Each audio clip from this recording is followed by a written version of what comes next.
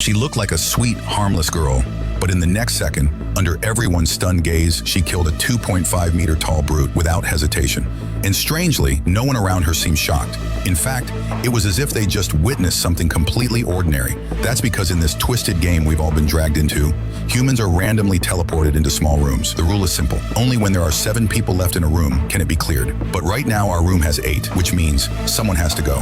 As we stood there in silence, a black-haired guy started scanning the rest of us. His eyes landed on the needle-shaped weapon at my waist. He seemed to realize I'm the one they call the Beast Slayer, the one who killed a carnivore beast alone.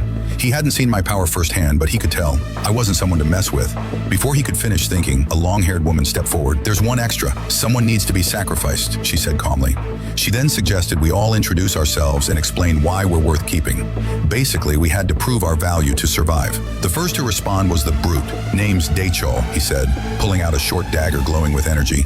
"Bet none of you've seen a weapon like this." He claimed no one in the room had better skills than him. The man in the suit looked nervous, clearly realizing he was outclassed. Though the brute didn't explain it, I knew what it was. Key control, a rune skill that boosts all physical stats by channeling one's own mana. It can also infuse weapons with power like he did.